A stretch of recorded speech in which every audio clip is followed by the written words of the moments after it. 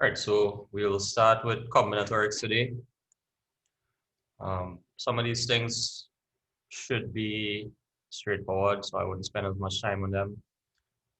Just note this is like fundamental combinatorics, so we'll be looking at counting, principle of inclusion, exclusion, pigeonhole principle, and invariance principle, and I'll just kind of give you an idea of game theory and double count and how that is done, but we wouldn't go into graph theory and generative functions. Those are not necessarily advanced. It's just that you have a lot of, especially for graph theory, there's a lot of theory involved that you have to know. So I think Mayhack may give you all a handout that kind of looks at that later on. So we'll start with counting. First of all, so you'll see I have standard counting here because there are actually different ways you could count things. And as I had mentioned, one of the ways you could try to count things is using double counting. Right? There are two basic rules that you need to know for which actually these two rules are rules that you kind of use every day, but you don't know you're using them. It's the sum rule and the product rule.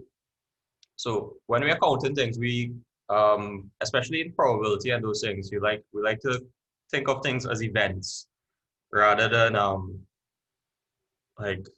like giving it a name or something. We just call it an event. So so we could number those events, so we could call them E1, E2, E3, etc. to EK, let them be mutually exclusive events. Mutually exclusive means that they don't have any intersection. So E1 and E2 are distinct, and similarly, and it's pairwise, so each pair is distinct. What that means is that, so for example, E1, and if you just had two events, you could have E1 be the event of choosing a boy, E2 could be the event of choosing a girl, right? That's distinct.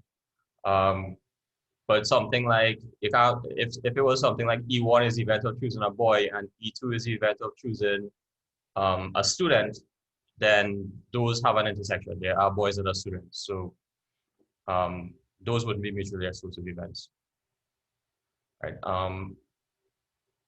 Right. So suppose that for each of these, the number of ways it can occur is EI. So it's NI. So there are N1 ways in which E1 can occur, N2 in which E2 can occur, and so on. Basically, what that means is if you had a case where it's just two events, boys and girls, the number of ways of choosing a boy would just be the number of boys.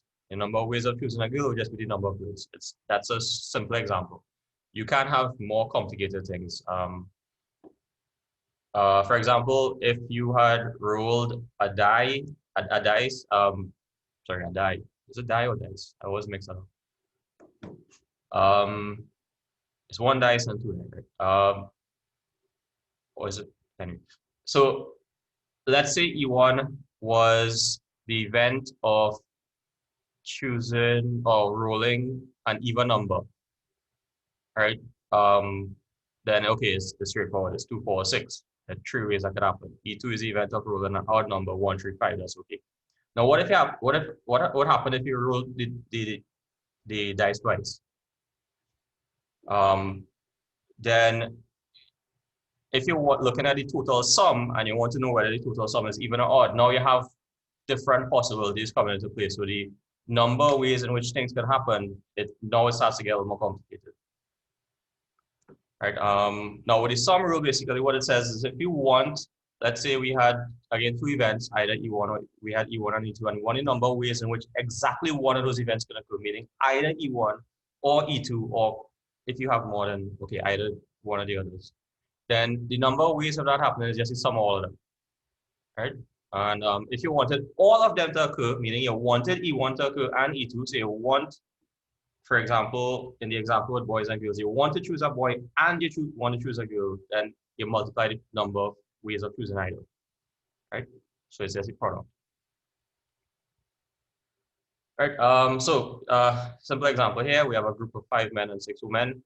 If we want to choose a group of one man, basically one person from the entire group. So that could be either a man or a woman. In which case, you just add the number of ways of choosing either. But if we wanted to choose one of each, right, then we have to multiply the number of ways for each of them. So you could choose one of the 5 men and one of the 6 women. So that's 5 possibilities here and 6 possibilities here. So the total number of ways would be 30.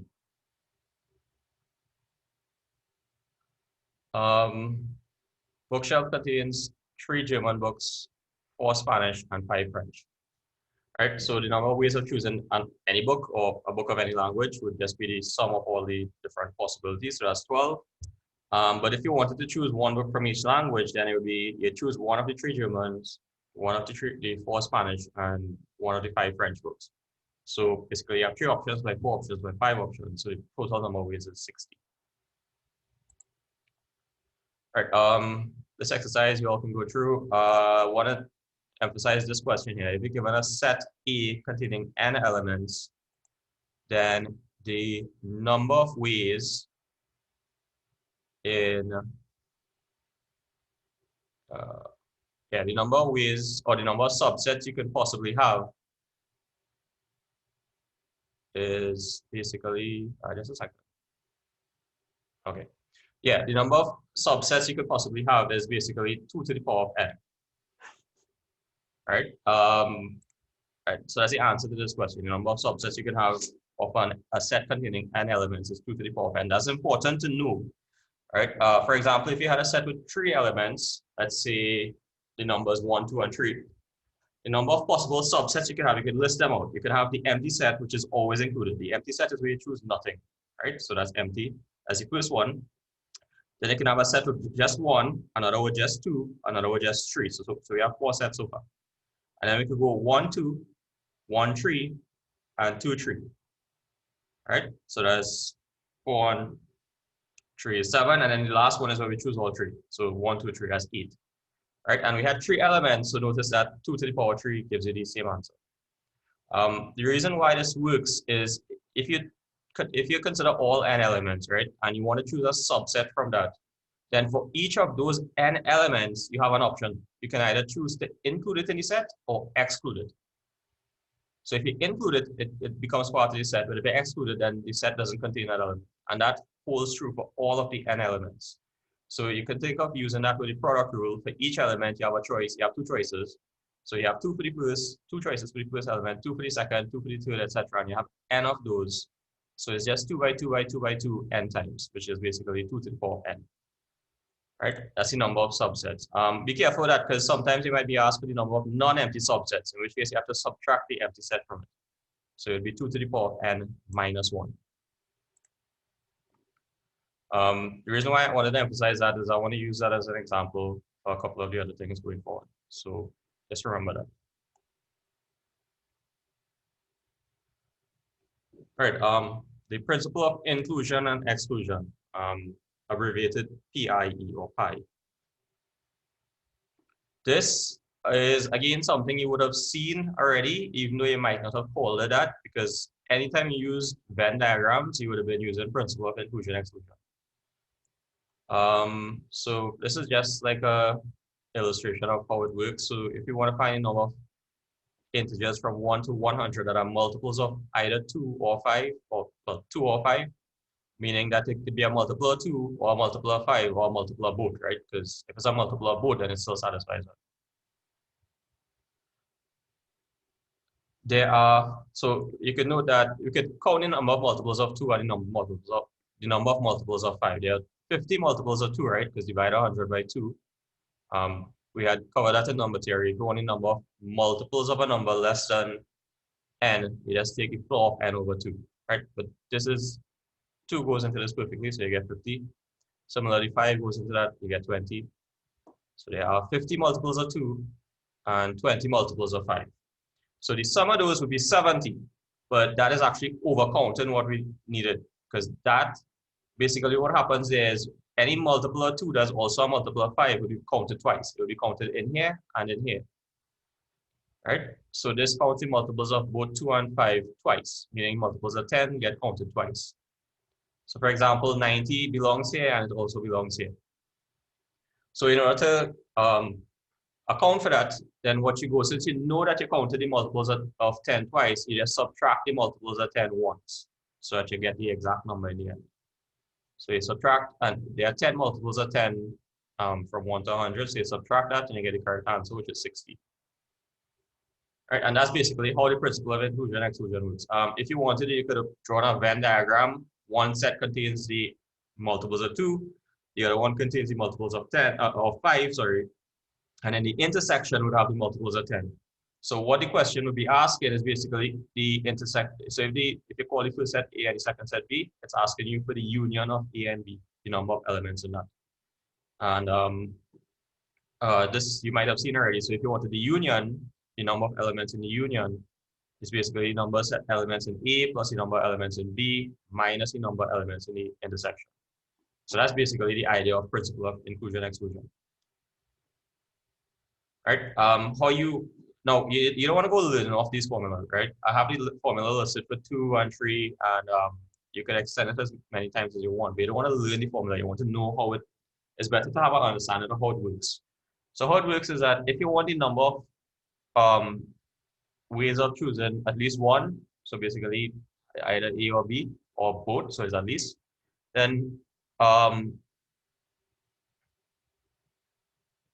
so basically what you do is you count the number of ways of choosing either A, and then the number of ways of choosing B, and then you subtract around the number of ways of choosing A or B. So let me read this. So the number of ways of an event occurs exactly once is the number of ways it can occur at least once.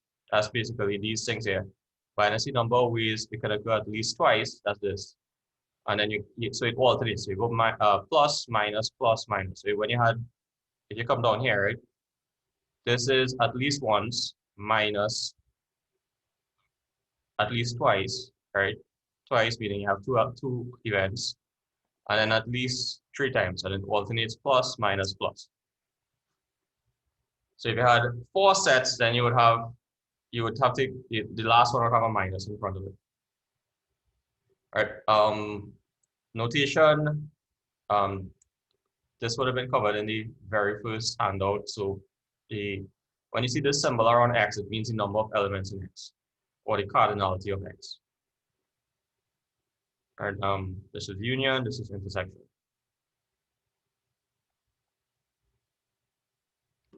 So example, this is straightforward. You have 40 people, you know that 18 of them swim, 17 cycle, 23 run. You know that 8 of them swim and cycle, 10 cycle and run, and 13 run and swim, and 5 do all 3. How many of them do neither? Right, so neither swim nor cycle nor run. Right, and if you want to know the number of them that do neither, basically what you need to do is find the number of them, the number of ones that do at least one. Right, and then subtract. So number of persons who either swim or cycle or run, right, using the formula before is the number of, so basically this minus this plus that.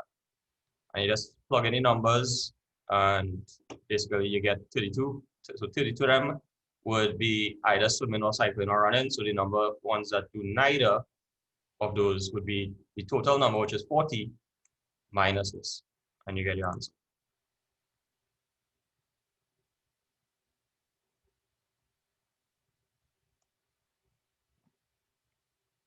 All right, some examples here you can try, some exercise questions, sorry. And now we go into permutations and combinations. All right, just to recall here, n factorial is defined as n times n minus 1 times n minus 2, all the way down to 1. Right, and you have 0 factorial by convention, that is 1. Okay, so permutations. All right, so we can have either permutations without repetition or permutations with repetition. So without repetition is the easiest thing to look at. So we'll start with that. So we're going to consider elements or objects x1, x2, x3, etc. to xn. These are n objects, they're distinct, right? These could be numbers, they could be letters, they could be whatever you want. It could be people if you want them to be. Right? There are no repetitions. So they're distinct, meaning that there are no repetitions. Now, when we talk about a permutation of these n objects, basically what we mean is an arrangement of them, or basically placing them in a certain order. And because we're talking about placing them in a certain order here, obviously order would matter. So for example, if I had 2 objects, x1 and x2, then if I order them x1, x2, that's different from if I order them x2, x1. Right? So those are 2 different permutations of those elements. Now, the number of ways of permuting these, basically, there are two ways you can think of that. You can say, well, okay, remember, we're just looking to place these n people into n positions, right? From first position to the last position. So I could look at it and say, well, for the first position, I have n objects I could place. So I choose one of the n objects for the first position and have n choices there. After I've chosen the first object, then I have n minus 1 objects remaining. So I have n minus 1 choices for the second position. And I keep going like that. I choose one of the options I have for each position, and then the number of options for the remaining, well, for the next position decreases by 1. So I would have n options for the first position, n minus 1 for the second, n minus 2 for the third, and so on. And using the product rule now, if I want to place one in each position, then the number of ways of doing that would be n times n minus 1 times n minus 2, etc., which is n factorial. Right? That's one way to think about it. The other way to think about it is say, well, okay, I have n positions and I have n people. So for the first person, or if you want to consider them first to n person, the first person x or the first object x1 has n possible positions that object can go into, right? So it's the same idea, but you're looking at it from a different point of view. If you do it that way, you still arrive at the same answer. So example, the number of permutations of the letters of the word math is 4 factorial because you have 4 distinct objects. So it's 24. You can try to list all those different possibilities and see what you get. So question, if I had a set containing n elements, right? How many different ways can I permute those n elements?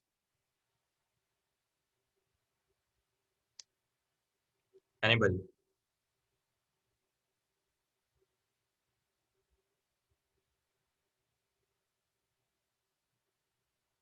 Are you all not sure? I have a set with n elements. You can call them x1 to xn if you want. How many ways can I permute those n elements? Assuming they're distinct.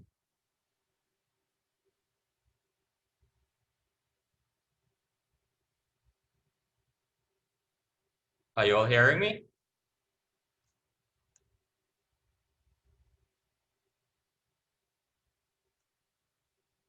N factorial, no? Yeah, that's correct. I just want to make sure you're all paying attention.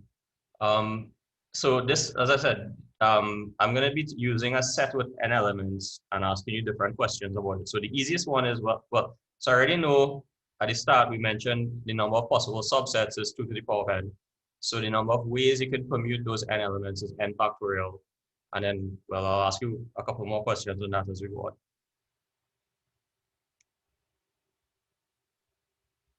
Right, these are some examples that you can try. They get more complicated. This one you have to think about it a little creatively.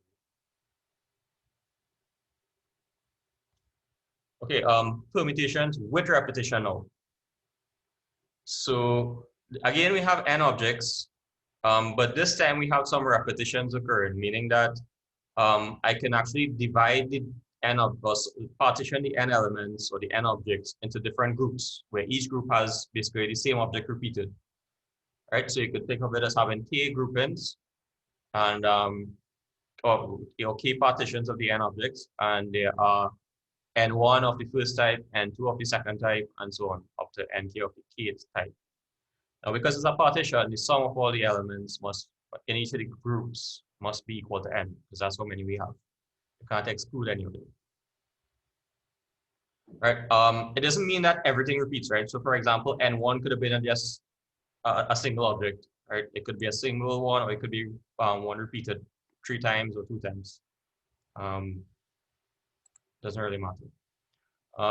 So the number of ways of doing that permutation, or when you have repetitions, is n factorial divided by n1 factorial times n2 factorial, etc. The reason why you have to divide by the n1 factorial and n2 factorial, etc., is, okay, suppose we had 2 objects of type 1. Basically, suppose n1 was 2. Right? If you think about it, and n1 is 2, right? It means that in your permutations, wherever you have that first object and the second object, it's the same as if you had interchanged them because it's the same object. So if it's two of them, then you basically have to divide by 2 because you have this, yeah, you count the same thing twice. So that's why you would have that here for 2. And similarly, if you think about it, if you have 3 objects that repeat, the number of ways of actually permuting those 3 objects is 3 factorial, right? So you actually have 3 factorial repetitions of the same permutation, which is why you would have to divide by 3 factorial. And it's the same idea for any number factorial. So you have to divide by the number. If you have n1 of them repeated, then you have to divide by n1 factorial, and then similarly for the others. Right? In most of these cases, these things would be 1, right? So 1 factorial is just 1, and it's fine. You don't actually have to divide by that. Okay, so the number of permutations of the letters of the word mathematics is this, right? So the total number of letters is 11. So 11 factorial. There are 2 M's, 2 A's, and 2 T's, right? Everything else is it's only occurring once. So you divide by, since it's 3 of these and each occurs twice, 2 factorial by 2 factorial by 2 factorial. Like I said, you don't have to write it by 1 factorial, etc. Because that works out to be 1 anyway. So you just look at the ones that repeat and divide by that number factorial.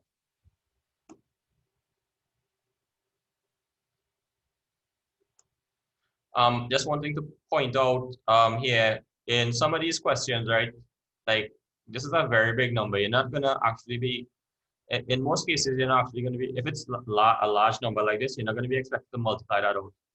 You could actually just leave your answer like this and it's fine. Because, well, I'm talking more, this is at IMO level, right? Because at IMO level, you're not really gonna be examined on whether you could multiply numbers. You're mostly going to be examined on whether you can come up with a way to do whatever the problem is asking. So if your answer works out to be this, you can just leave it so. You don't have to go and multiply it out. However, at the round 2 level, sometimes we may be actually looking to see whether you could do things like that. So at the lower levels, you may need to do it, but at the higher levels, no.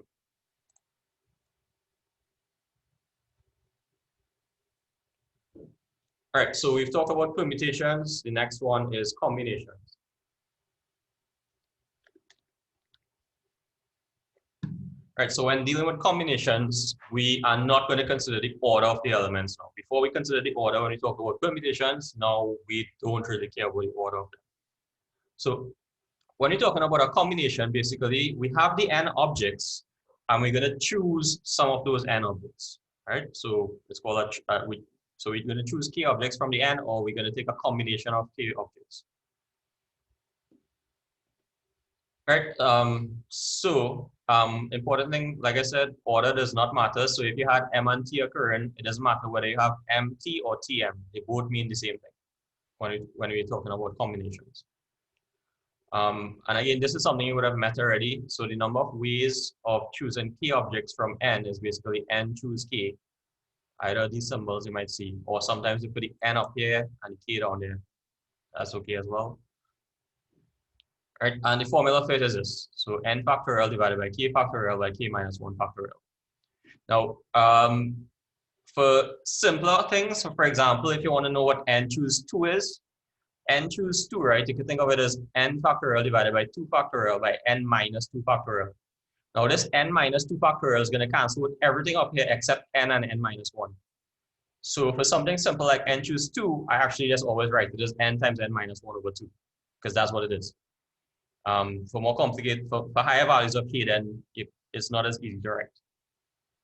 All right, so just note that, yes, I have the simple ones here. So n choose 0 and n choose 1 are always going to be 1. Right, and it's symmetric. So n choose k is the same as n choose n minus k. You can actually prove that if you wanted, right? Because it works out to be the same.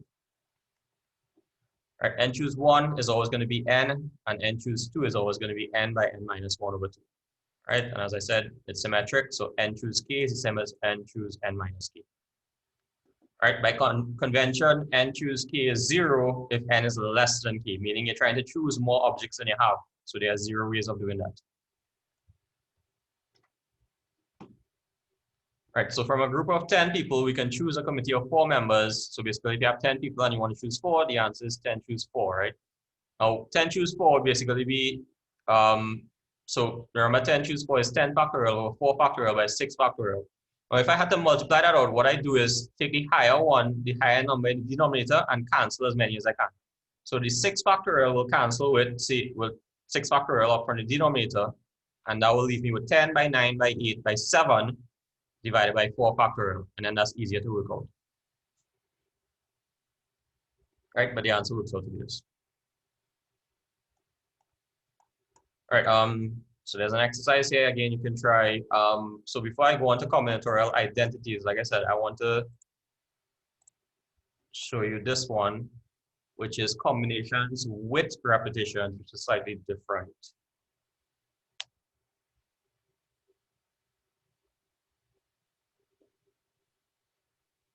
Okay, so suppose, all right, so since the time is almost up, anyway, we probably have enough time. All right, suppose we want to determine the number of ways of choosing n objects, each belonging to one of R types. So instead of here, I'm using R types because the fact that we're using combinations, which is usually n choose k or something like that. All right, suppose we have x1 objects of type 1, x2 of type 2, etc. So you have x1 plus x2 all the way to xr. The sum of that is n, meaning that they form a partition of the n objects. I don't know if I mentioned, I'm using the word partition. I don't know if I mentioned that before, but partition is basically where you take a set of objects and separate them into smaller sets, where the union of all of them gives you the whole set, and then there's no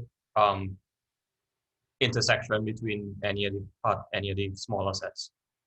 All right, so it's basically like drawing lines between the elements and saying these belong to a subset and these belong to a different subset and so on.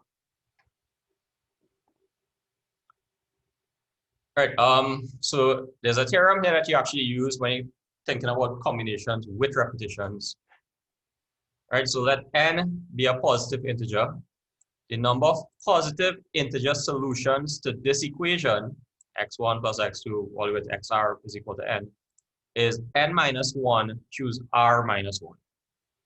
Right, and the reason why is bear in mind this is positive integer solutions, right? For non-negative, there's a different one you have to use. So the number of positive solutions is this, and the proof here is we can write n as 1 plus 1 plus 1 all the way to 1, right? There are n ones in here. So basically, what we want to do is take this and write it like this. So you're going to have to group some of these ones to give you x1, group some to give you x2, and then basically that's what you're doing. So, right, so notice you have n ones, and then you have n minus 1 plus signs between them. So to break this up into these r summations, right, what you have to do is take r minus 1 of the plus signs from the n minus 1 plus signs, right?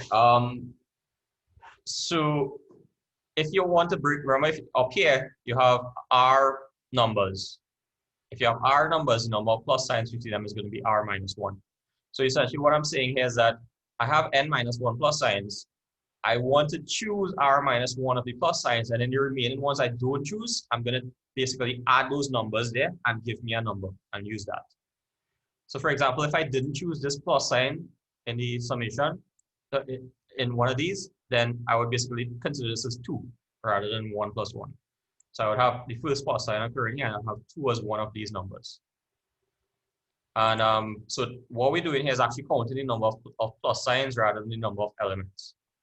And since there are n minus 1 plus signs here, and we want to choose r minus 1 of them, the number of ways of doing that is just n minus 1 choose r minus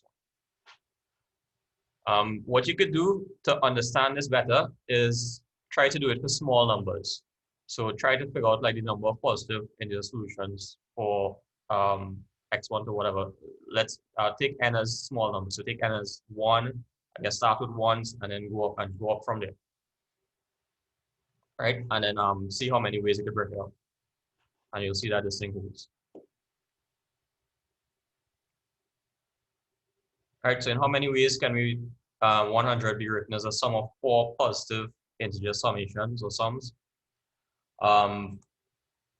right? So 4 integers meaning we have a plus b plus c plus d is 100. That's basically what we want to do. We want to figure out how many ways can we do this. Can we choose a, b, c, and d so that we have this? Right now, important thing here is, remember, it's combinations we're looking at, right? So if I had, for example, 2 here, and 1 here, it's the same as having 1 here and 2 here, right? Anyway, so a plus b plus c plus d is 100. So I have 1, 2, 3 plus signs here, right? So I need to choose 3 of the plus signs out of the, I have 100, so 100 minus 1 is 99. So 99, choose 3, the answer would be this. That's the number of positive integer solutions to this equation, right? You could try smaller ones and see that numbers where it's easier to work out, and then you could see how it works. All right, this corollary tells you, so before, as I emphasized, this was positive integer solutions. If you want non-negative, meaning that you include 0, right? If you want to include 0, then the number of solutions to this equation where y's could be 0 is basically the same as before, except I have plus r up here. All right, so it's n plus r minus 1, choose r minus 1. And how you can do that actually is use a substitution. So let yi be xi minus 1. Right, remember these were positive, so they start with 1. So if I define yi to be xi minus 1, then since xi starts at 1, yi would start at 0, meaning that it will be negative, non-negative. So if I use that substitution, y1 is x1 minus 1, y2 is x2 minus 1, and so on for all of the y's. Basically, when I substitute, I'll get this same thing up here, except I'll have a minus r on the left-hand side because I have minus 1 r times.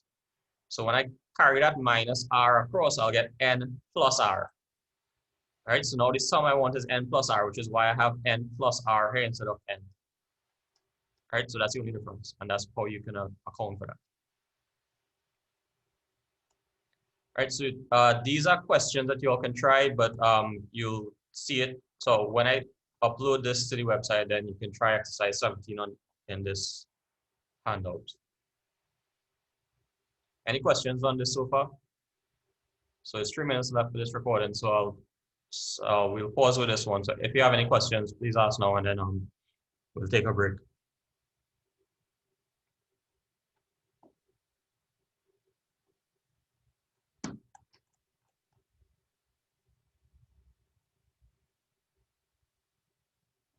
Right, nowhere in this theorem that I talk about combinations, right? But that's what we're actually doing. We're taking a combination of ones to give me these summations.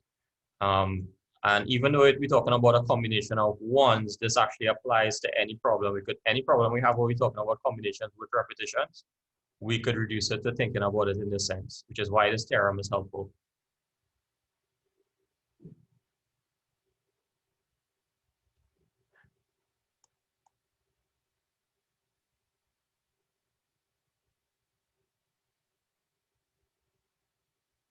Right, so even though that, like if you consider question 2 in this exercise, it has nothing to do with ones, right, or summation to n.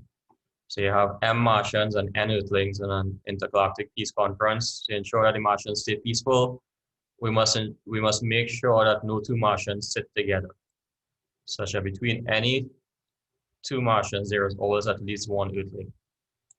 In how many ways can the Earthlings and Martians be seated if all m plus n of them are seated in a line? Basically, we want the number of combinations that we can have, right? How many ways we can do it. But you have repetitions occurring in here.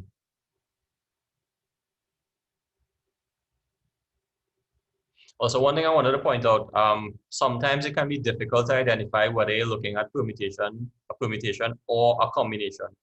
So in those cases, you have to actually think about it and try to figure out whether the order matters. That's the important thing.